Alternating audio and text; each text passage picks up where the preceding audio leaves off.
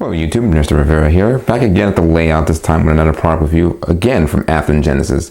This is the SD90MAC-H Phase 2 cab. It's an amazing engine, but just a little side note, this engine was actually a piece of junk in real life. So it was just plagued with reliability problems, and it just didn't last in service that long. But thankfully, Athearn managed to recreate this engine, and it's amazing. So one thing to know about this engine is this is EMD's answer to GE's AC6000. It's actually the rival engine to that. At the time when they had the 6,000 horsepower prime movers going out, and these were good, but in real life they just didn't last that long. But thankfully this engine is ready to go for your layout, and it's a lot better. So let's take a closer look at it and show you some of the details. We're taking a look here at the right side of the engine here. You can also see that this engine has tinted windows, and we're looking at all the detail on the side here. It's just one of the things that when you get from Athearn Genesis, you're getting some premium detail. Another thing to know is that the engine here has nice see-through grills, beautiful detailing, just a lot of excellent detailing. They also have those thin handrails. I know a lot of people are bugged by them, but it's still there. I mean, some of it's a little, you might see it as a little deformed a little bit, but they're not too bad. I mean, I think it's really good, and it just looks good. Everything, all the warning labels on the engine, really nice detail along the side of this engine. So great job from Athearn. Well, continuing here on the left side of the engine, you can see all the separate applied parts. I love the detail on this engine. It's really, really nice. It's in the size of it too. One thing to also note that this engine has extremely good pulling power, especially for an Athearn Genesis model. All this engine is new tooling, so there's nothing that's carried over from any of the pre-existing Athearn engines. So even though this isn't last year's release, I think this is one of the better engines I've seen. It's just amazing as far as the way it pulls and the way it runs. Again, this also has a Tsunami 2, so it's not going to be as smooth as an ESU log sound, but still the sound, when you hear the sound on this, you're going to love it. So it's pretty good. Here we're taking a look at the top of the engine here. You can see all the nice detail they have above here.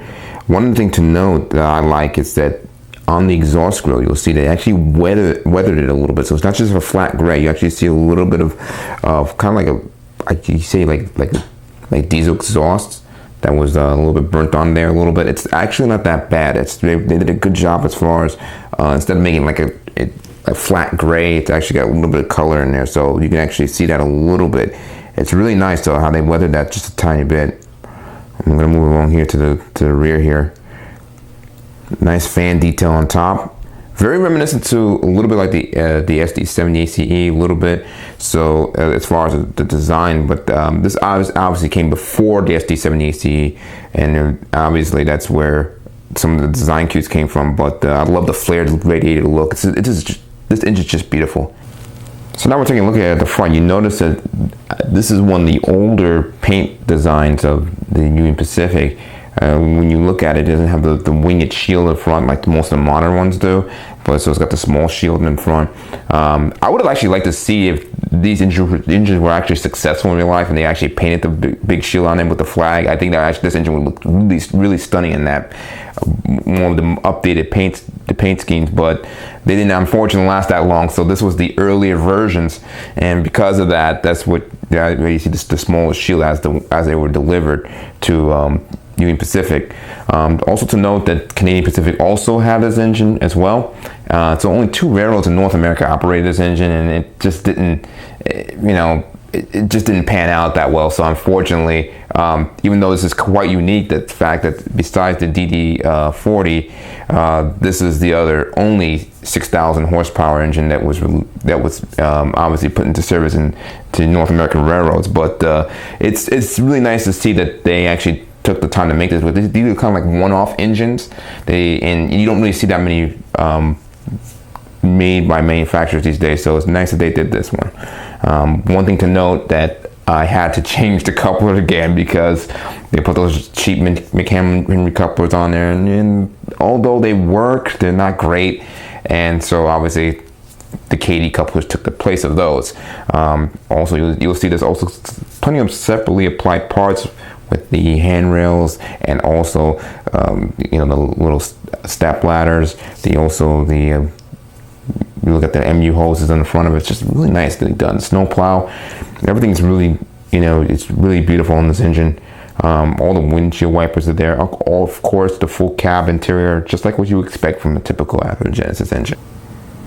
Taking a look here at the rear of the engine, again, you'll see that along the radiator grille, and especially on the bottom, there's always that see-through detail they have here. This engine is really good. I mean, it's right on, I would say, as far as detail, right on par with what Scale Trains would release as far as detail is concerned. This is a really nice engine. It's got a lot of you know, separately applied parts.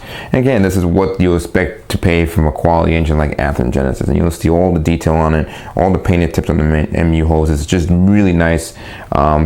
Good job on the detail and overall on this engine. So let's get on and hear what it sounds like.